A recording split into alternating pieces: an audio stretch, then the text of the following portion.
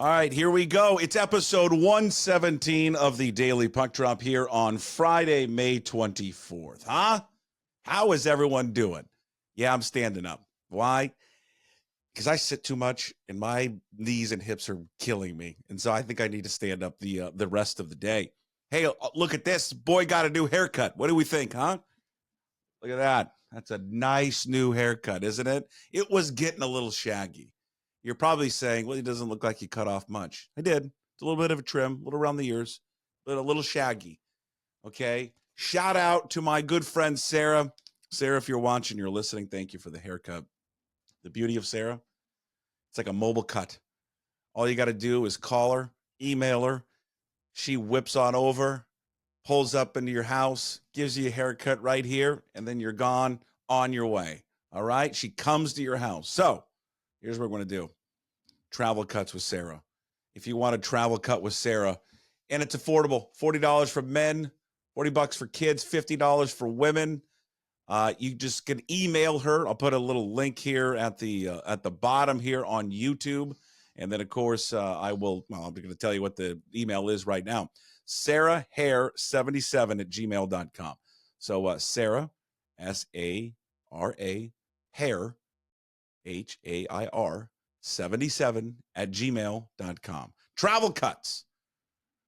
Well, she has officially a name. We'll just say Sarah's Mobile Cut. She doesn't know it now, but that's what she's going to go with. Maybe. Sarah's Mobile Cut. So if you don't want to go to a barber, do they still call them barbers? I don't think they do anymore. Or, you're busy, right? You don't have time to go drive 20, 30 minutes. She will come to you. Sarah's Travel Cuts, $40 for men's, $50 there for women. And all you have to do is just email her. Link there is at the bottom.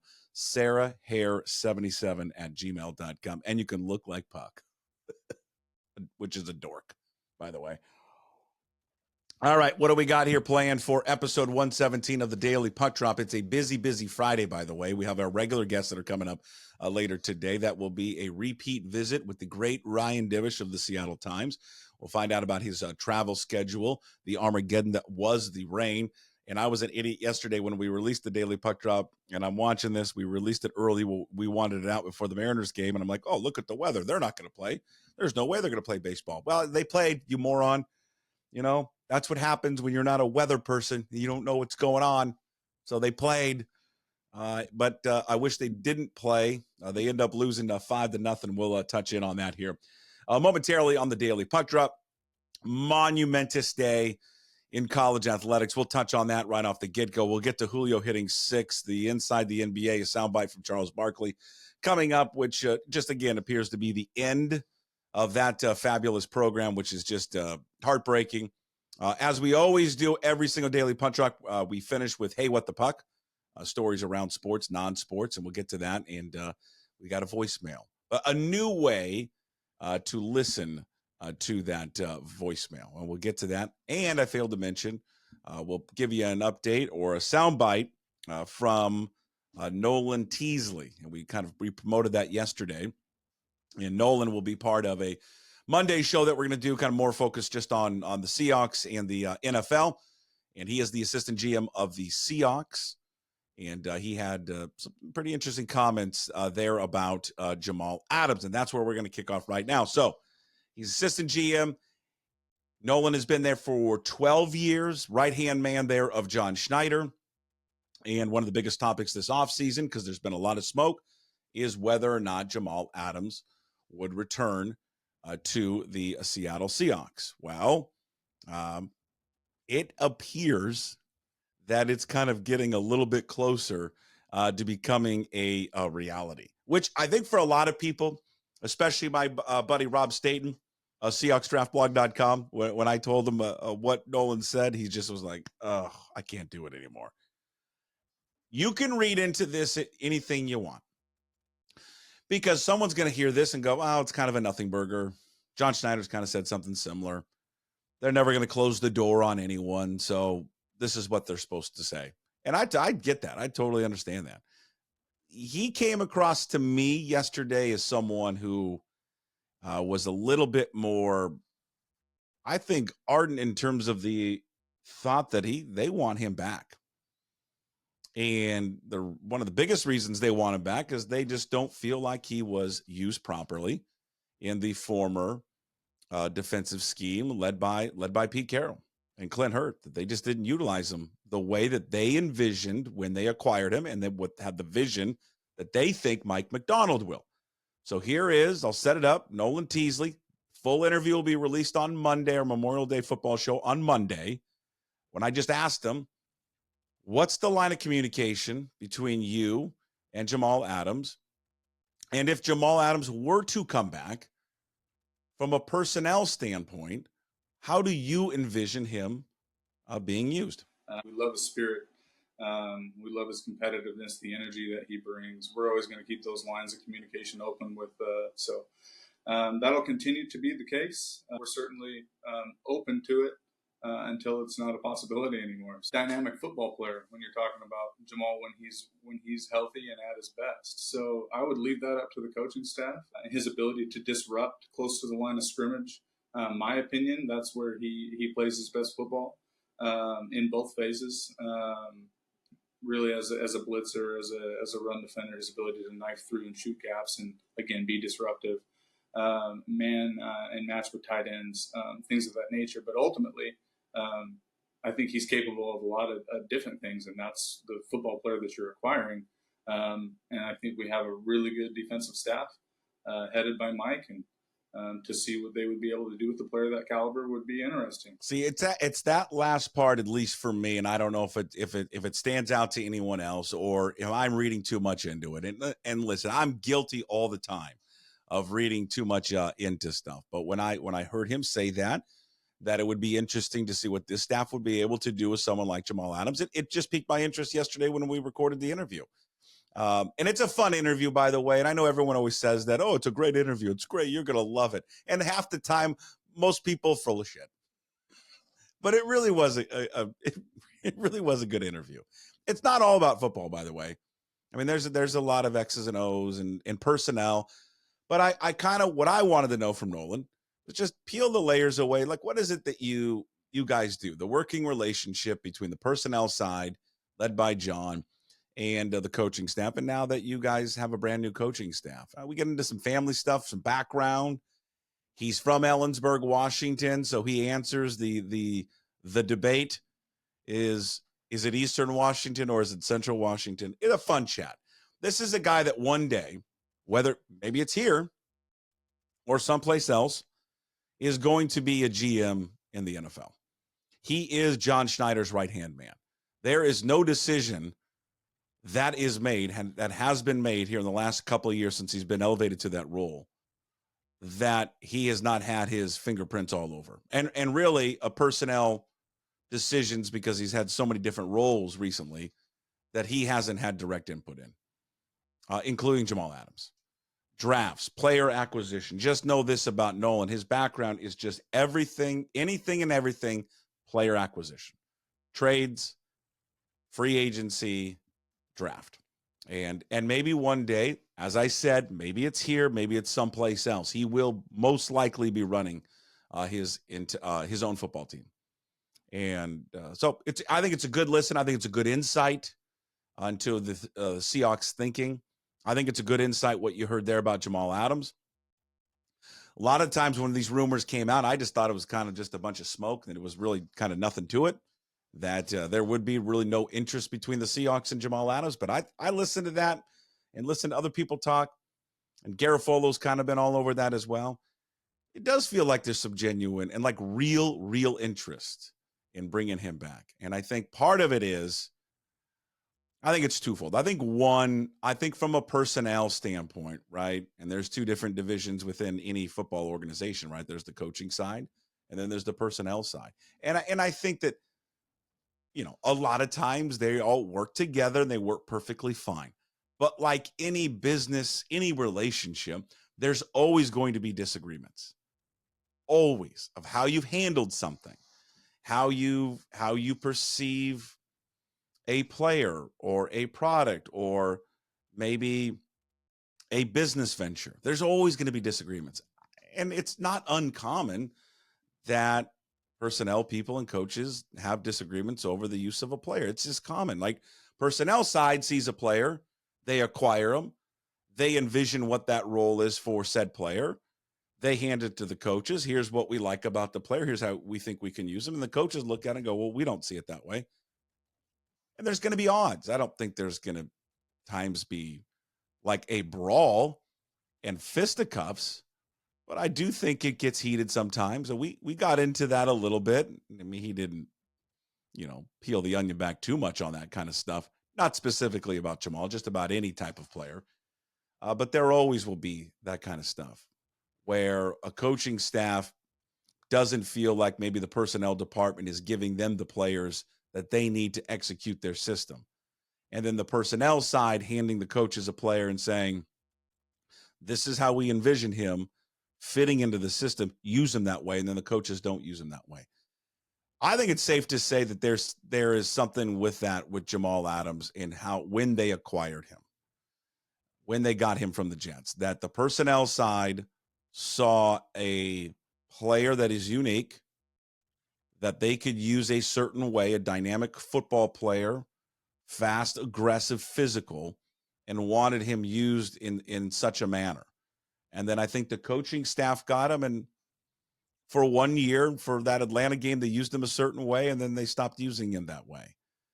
And maybe it's ego for Schneider and the personnel department to kind of right the wrong, so that's why they're going to flirt with him again. We shall see.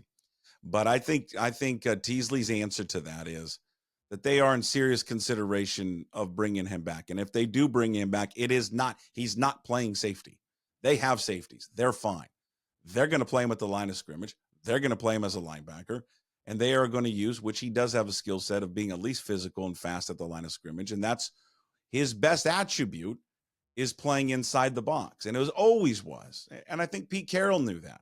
But maybe it was a desire of Carroll. Maybe it was a desire of Jamal Adams to prove everyone wrong, that he's just not that way, that he's an all-around safety.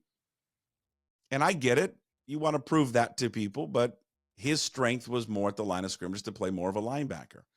And so maybe Mike McDonald sees that in Jamal Adams, says, I know how to use him. We won't scheme it to where the offenses will pick him out as the pigeon. I'll hide him to a way that they can't guess what he's going to do, but yet we'll use him as a different weapon, as the personnel side thought about when they acquired him from the Jets. And I think with that, a reduced role, a specific role, a creative role that Mike McDonald will have, salary's not going to be the same. And I think maybe it humbles Jamal Adams. But yeah, I think more and more that I think about it, I think a reunion could happen. And it's fantastic for us. I mean, fans and all. I mean, I'm a fan, but for all of us, because the drama that it brings is crazy. I mean, I'm not a big Jamal Adams fan, like on the field. And I was a fan of Jamal Adams even off the field until he got into it with the reporter, just crossed the line. But at the same time, everybody crosses the line a lot of times and says stuff that's stupid, and you regret. And I would hope that he regrets that. So again, how's the haircut looking? For those who are just listening, I got a brand new haircut. It looks good for my friend Sarah. Shout out to Sarah one more time. I failed to mention something in the beginning of the show. Sarah's Travel Mobile Cuts, which you can get a haircut if you live in the Seattle area. All you got to do is email her at sarahhair77@gmail.com. $40 for men's, $50 for women. But here's the thing I forgot to mention. If you mention my name, if you mention, hey, I heard you, and I heard your business on Puck Sports on the Daily Puck Drop, all you got to do is say Daily Puck Drop, Puck Sports, $5 off. Huh? How about that? Everybody could save some money. $5 off if you mention my name, Puck Sports, Daily Puck Drop, in your email. Email sarahhair77@gmail.com. Again, men's $40, women's $50. Kids also there, 40 cuts. She comes to your home. It's Sarah's travel haircutting mobile machine. She will come to your home in the Seattle area. All right, so that's it. That's my take on Jamal Adams and the Seahawks. It just feels like it's getting closer to maybe something happening. And I just thought how Nolan Teasley answered that yesterday, I thought shed more light, I think, on how they view him, how interested they are in using him, more so than maybe what John Schneider has said publicly. I thought Nolan was a little bit more free and open and honest of how they viewed him. And then lastly on it is the linebacking core, because we talked about this yesterday with Rob Staten on his podcast, SeahawksDraftBlog.com, every Thursday, by the way. Go listen to it. Go watch it on all platforms, YouTube, Apple, Spotify, wherever you find your podcasts. I should mention this again, YouTube Music, a great way to listen and watch. Pucksports.com. It's awesome. You can toggle back between video and audio. But, for Rob, like, he's just anti-Gets. He doesn't want him anywhere near the field at all. And so I understand that.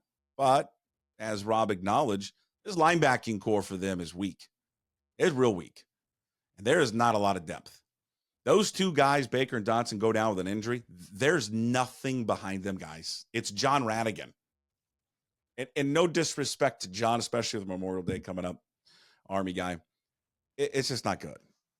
Patrick O'Connell, that's not good. Okay, they got the rookie. You're asking for a lot. So some added depth, whether it's Jamal Adams or someone else, they need some added depth. All right, moving on. College players to be paid by the school. Welcome to a new day. They settled their case yesterday, so it didn't go to court. If you haven't been following, this is the House versus the NCAA case. We've talked about this a great deal with John Canzano. So all 5 conferences now have agreed to compensate past former college athletes and current college athletes, but the price tag is $2.8 billion.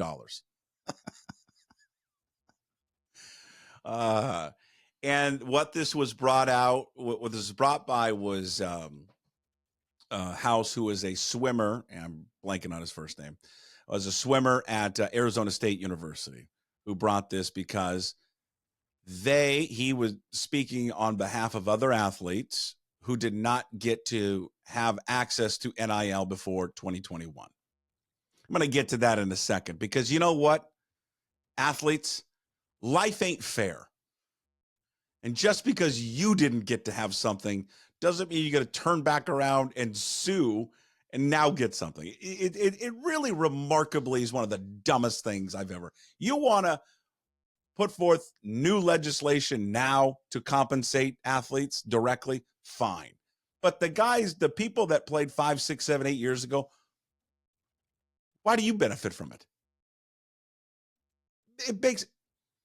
Here's my simple explanation to this, or rebuttal to them wanting to get money. Well, when I was working like in high school or part-time, or, you're working for, the minimum wage, right? I don't know what it was. It was like, I'm going to take in high school. What was it? $5 $5? Okay. What's minimum wage now? Like 20? So people who didn't get the minimum when they increased the minimum wage, can we go back and sue them? Say, well, all these lost wages because, it wasn't there wasn't a rule in place before they raised the minimum wage, and now I want my money back. I mean, it's just, sometimes life isn't fair, and sometimes you came along earlier before they changed the rules. I don't think athletes pre-21 should get anything from this. They didn't do anything. They didn't do anything for name, image, and likeness. So why are they getting money? I don't know. I understand wanting to pay all these kids. I mean, on top of the $300,000 scholarship that they already get. Okay. I've always been a fan of taking the TV revenue money and paying them. I've always been a fan, if you want to put their name on a jersey and sell that jersey in the bookstore, that player should get a piece of the pie. That to me is 100% fair. So what's going to happen now is that schools have now will be given a pot of money where they can directly pay kids, athletes. Athletic departments can create a revenue sharing cap, which they will receive about $20 million, and they can use that on athletes. They're not obligated to hit that mark, though, by the way. They don't have to spend all the $20 million. Oh, but they will. This doesn't even include NIL. This doesn't even include the collectives, because now the collectives, which is going to change here, I think in June, is going to be they're going to work with the schools directly. They're going to be hand in hand, and now you can donate through the school. You can donate to the athletic fund, but then at the collective at the same time. Hey, and real quick, buyer beware. And this is not sour grapes. Maybe it's a little bit for all you Husky fans out there. And he'll change his tune now because he has to change his tune. Just know this, Husky fans. Just know this about Pat Chun. I don't really know Pat Chun all that well. I thought he did a fine job, but here's the one area where he was not good at. Just understand this about Pat Chun. He hates the collective. Hates it. Hates everything about it. I don't care if he goes on a radio station and says anything different. That man hates the collective. He hated the Cougar Collective. He hated that people gave money to the Cougar Collective. He hated that people that gave money to the Cougar Collective weren't giving money to the Cougar Athletic Fund. Hated it, despised it, never wanted a relationship with them, never would talk to them, never would have the heads from the athletic fund and the collective together in the same room. Didn't want anything to do with it. Now, I guarantee he's changed his tune now that he's at Montlake Futures, because what he'll find out, and he's probably already found this out, he doesn't run the athletic department. You know who runs the athletic department? The Tyee Club. The Tyee Club runs the athletic department. And if the Tyee Club wants something, they'll get it. And that's not a knock on the Tyee Club, by the way. It's kind of badass. I wish, we had more of a Tyee Club like that.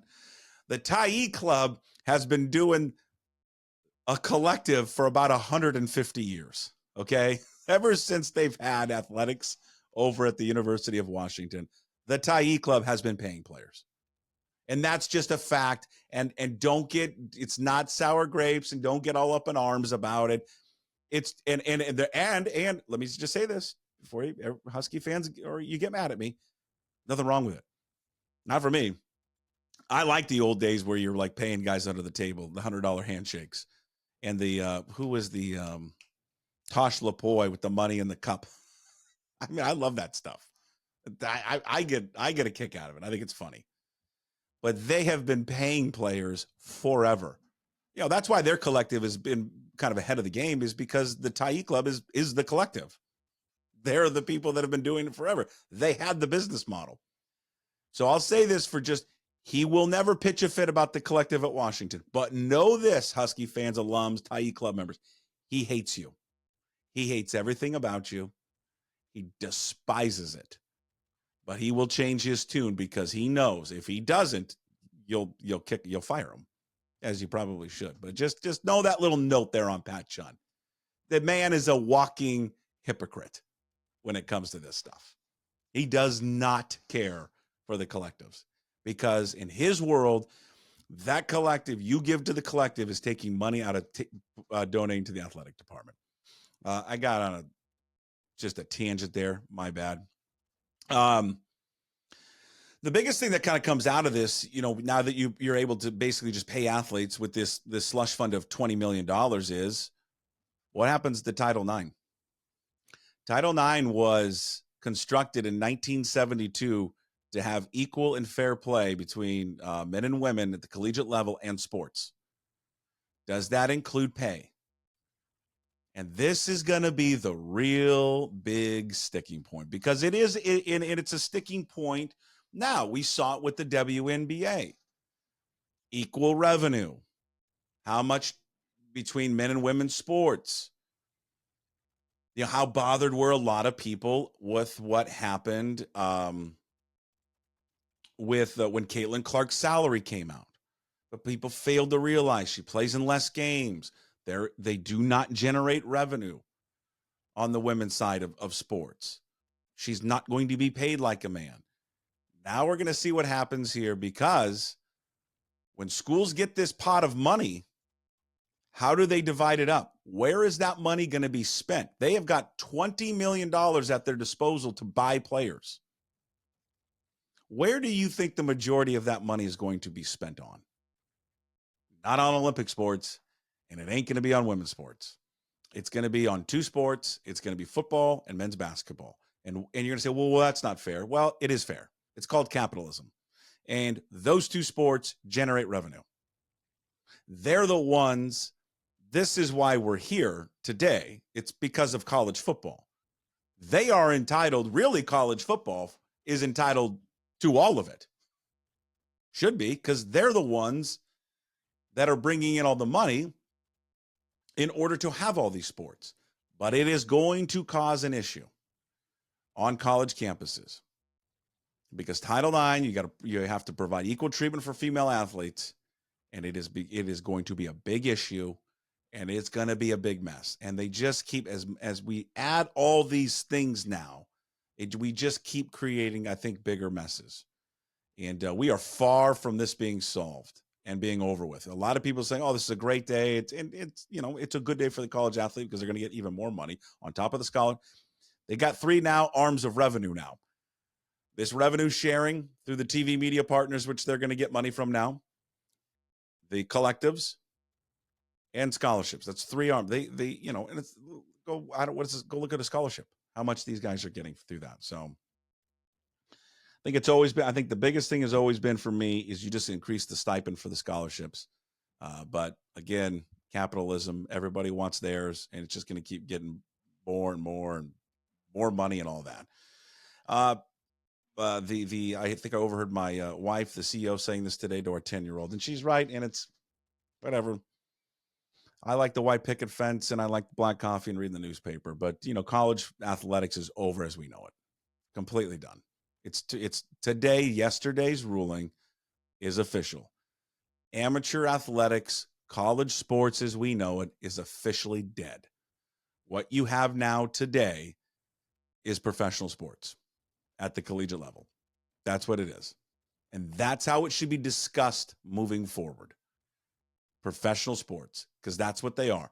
Now with professional sports, probably needs to become a union. Union's probably the next step. And with that, salaries are public.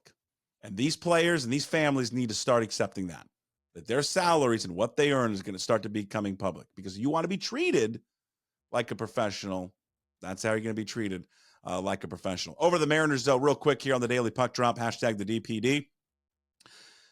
Julio hitting 6, fine, you do whatever you want. I mean, but as we said yesterday, this is not just because you're sending him down there because he's struggling. You want to send some type of message and punish him, and it's just stupid.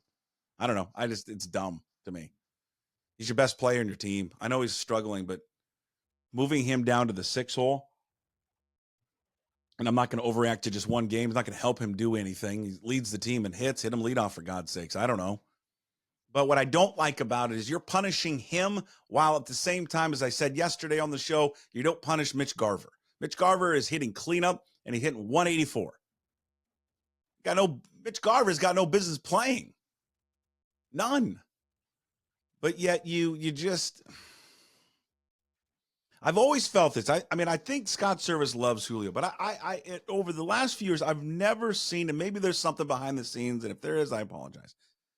I've never seen like a manager kind of talk and treat their superstar the way he does sometimes.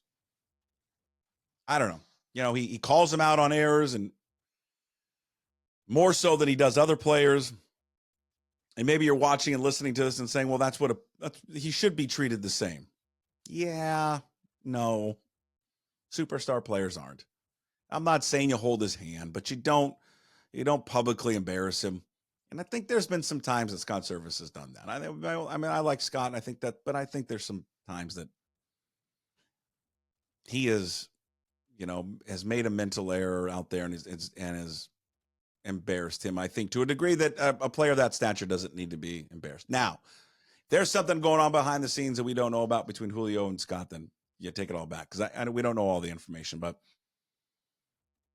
we'll see if this works. It's not a long-term solution. It is amazing right now, despite the loss yesterday. They're 3 games over 500, and they're 3 games up on Texas. And their offense, for the most part, is a disaster. But yet they're 3 games up, 4.5 up there on Houston. The bet M's under Summer total 7.5. last night, so they won, or yesterday. So we're 8-13-1. DraftKings Sportsbook app. We're betting on the under every game this season. So we got some ground to make up. Total today is 7.5 as they start their series against the Nationals. George Kirby against Mackenzie Gore. We brought this up yesterday on Hey What the Puck, but inside the NBA, Charles Barkley on the Dan Patrick Show expressing his displeasure with executives there at TNT. Morale sucks, plain and simple. I just feel so bad for the people I work with, Dan.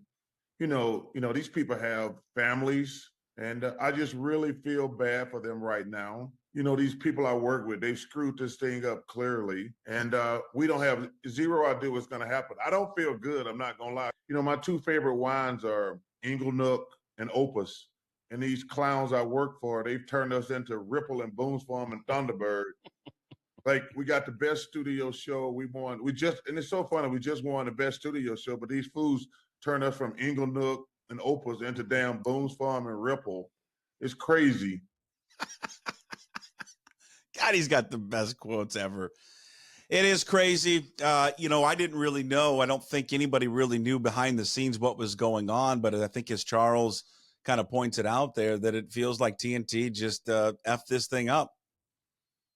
That they just didn't make a competitive offer, and that they allowed their best show to walk, their most popular show to walk, because they couldn't see it, they couldn't envision it, and they perhaps didn't want to pay enough money to keep the NBA.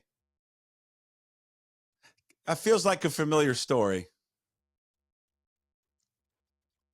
Huh. It's amazing when you have a company that has a really popular show, they decide because of money to break up the show and get called out for it. Yeah. Interesting. I don't know if I've experienced that at all personally. It sucks. I mean, I hope they can keep it together somehow. Barkley went on later to say in that Dan Patrick interview that he's got his own production company. Maybe they'll take it someplace else. I know that Ernie Johnson said, "Hey man, he's a Turner person for life, TNT for life," and I get that. Loyalty is huge, right? We talk about loyalty all the time on this show. I hope they can do something to keep them together. I just honestly, and they got one more year before the new TV deal kicks in, so they're not going away next year. But yeah, it's sad. It's really sad. It stinks. They are the best thing, really, besides the drama. One of the best things about the NBA. It's the best studio show ever created. And I don't think anyone, whether you're a basketball fan or not, or tune in just to watch those guys, want to see that show break up. And I hope they can figure it out. I hope maybe with Barkley's production company, maybe they can get a deal with Amazon, NBC. I think Amazon is actually a perfect fit. I think they need to be on not a network broadcast. I think they need to be on a cable broadcast. And I think even a streaming service like Amazon would even actually open them up a little bit more to be even a little bit more creative than something like NBC or ESPN. And a buddy of mine say, "Why do you dislike ESPN so much?" Not that I dislike ESPN. I mean, there's some great shows on there. Scott Van Pelt, I don't like the college football show anymore. They ruined it. But, I just think that they would get in the way with those guys. I think there would be some oversaturation of those guys, and I want those guys on that day and to be left alone to do their thing, and not to be ESPN. Here's the thing I don't want, because what happens is they start using their ESPN personalities on there. I just don't want it. I want a separation of church and state. I want their own thing. So Amazon, lock them up. Let's go. No one wants to see the death of Inside the NBA. All right, we'll wrap it up with this here on Friday's edition of the Daily Puck Drop, the DPD. Reminder, coming up on Friday's show, Ryan Divish, Seattle Times, and Chris Egan as well. Those episodes being released at 1 o'clock today. Hey, what the puck? Well, this Louisville cop and this Scottie Scheffler thing is full of shit. God almighty. So the footage comes out. They had some random camera that was up on some pole that sees Scheffler's car, and then this cop. And remember, the cop said to the police report, "I was dragged."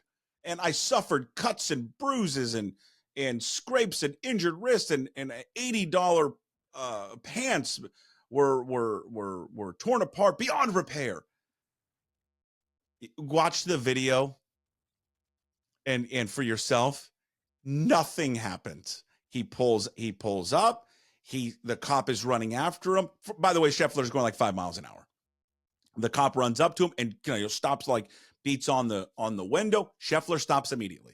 In fact, Scheffler stops before the cop even reaches the car. And he rolls down his window. You can hear there's some talking going on. And then the officer opens up the door, and then as Scheffler's getting out on his own, like rips him out, throws him up against the car. This guy was so over the fucking line of how he reacted to this. It's just embarrassing. Didn't have his body cam turned on, which he's supposed to. So go watch the video. It gives you a good insight. I mean, it's not the best in the world, but it does capture the moment that they have this incident where he was dragged. He wasn't dragged anywhere. The fact is that the Louisville Police Department has seen this video. It's not an official video of the police department, and they haven't dropped it yet is embarrassing. Just drop it and move on. We got to tell you what right now, you want that tournament back there at Valhalla anytime soon, you'll drop the case immediately. Or the PGA of America is not coming back. Or any tournament. They're not going to come back there if this is how you're going to act. He's got a court date still for June 3rd. My guess is he'll never appear in court, that they eventually will just drop the case.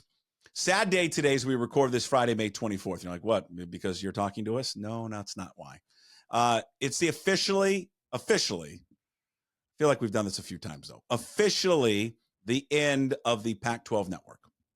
Today will mark the final broadcast on the Pac-12 Network. Now, some of you are cheering, raising your glass, and celebrating. For all the issues of the Pac-12 Network, and there are many, and there are too many to detail right now as we're running out of time. It was a success to me. And why? Because I got to watch every game. I don't care that I couldn't watch it in a hotel in the Midwest. I don't live in the Midwest. Now, again, I'm just saying that because it never affected me directly. I get from the financial and the exposure and all that. And that's not what I'm saying. I don't live in the Midwest. I could watch every game that my favorite football team played every week. And that was not the case until the Pac-12 Network came around. I had to, at times, listen to games on the radio, which was stupid. And the Pac-12 Network came around. They mishandled a lot of things. But what they didn't mishandle, if you lived in their footprint, was this. You could watch all the games. And I know if you had DirecTV, again, I understand, but you could. Drop it, get something else. And so I found it to be a success. I love Pac-12 After Dark. I like the original post-game show and the pre-game shows with Rick Neuheisel and all those guys. Curtis Conway, Ronnie Lott back in the day, Glenn Parker. All of those guys. And Michael Yam, the Yammer. And it's a sad day. Why is it today the last day? Well, it's a doubleheader. They're doing the Pac-12 Baseball Championships, the tournament down in Scottsdale, Arizona. And today will be the doubleheader, Cal against USC at 2:30, and then Stanford, Arizona at 7 o'clock. And that will be the final game on the Pac-12 Network.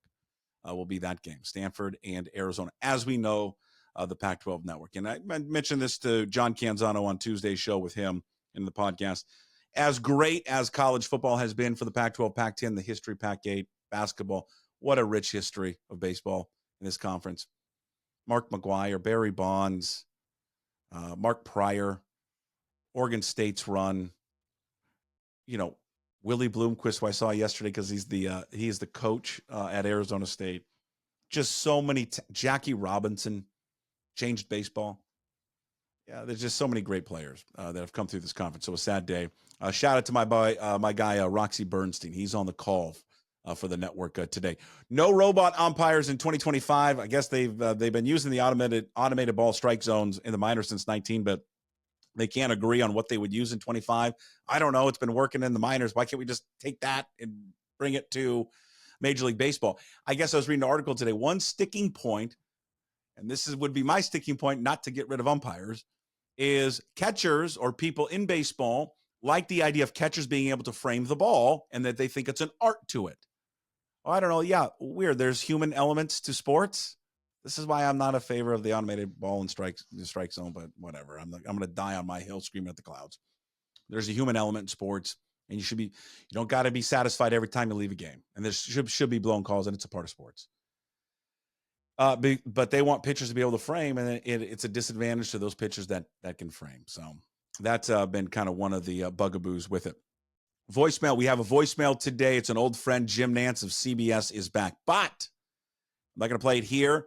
Head to my Instagram page. By the way, we have Instagram. I should promote this more. We put all of our videos there, short clips, sound bites, all of that up at Instagram. Please go over to Instagram and follow. We're going to even add more content that's just exclusive to Instagram. Posts up there of like instant reaction to stuff. So a Puck 2040 on Instagram. If you're not following, please go there. You will hear Jim Nance, CBS Golf head man, talk about Scottie Scheffler and the relationship between Amanda Balionis and Rory McIlroy. A special Memorial Day show is coming up on Monday. We will have the full interview with Seahawks assistant GM Nolan Teasley. He'll be there. Bob Condotta of the Seattle Times is going to stop on by. What did he see at OTAs? And our handicapper, Troy Wins, TroyWins.com. Why is Troy on? I'll tell you why. We're going to handicap all of the opening week slate of games in the NFL. Lines are already out. We're going to go through all of them. Last but not least, this pretty face with his brand new haircut. Shout out to Sarah.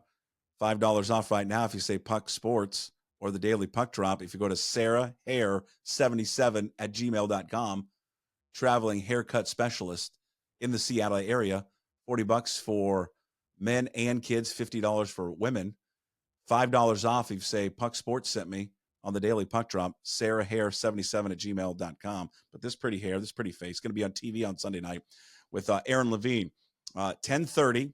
With Aaron Levine, Seattle Sports Live. We'll be talking Jamal Adams' return and that soundbite there from Nolan Teasley that we played earlier today. And I'll give him a recap of how our club baseball team does because we've got like 15,000 games this weekend. All right, thank you. That is Friday's edition of the Daily Puck Drop, episode 117. Hopefully you enjoyed it. A reminder, Ryan Divish coming up later. Also, Chris Egan. We'll talk to you on, unofficially Monday, as we will have our Memorial Day show with all our football guys. No Duquette, no Bill Kruger there on Mondays. We'll be back with you probably on Tuesday with a full show of the Daily Puck Drop and everything else. Enjoy your long weekend. Remember, you're going to enjoy it because those men and women sacrifice their lives and continue to do so for us. So me and you and everybody else can walk around in freedom. So, somebody in the service, in the military, thank them. Thank your aunt, thank your uncle, your grandfather, your great-grandfather, your great-great-grandfather. Thank them. They're still around. Thank you to all men and women that served there on Memorial Day. We'll talk to you on Tuesday. As always, we promise to be back. No shoes, no ties. Would anybody like to smoke some pot? Yeah. I was born to love you. I was born to lick your face. I was born to rub you. But you were born to rub me first. What do you need my address for? We'd like to send out a mailer. Mother of mercy, I don't speak Japanese!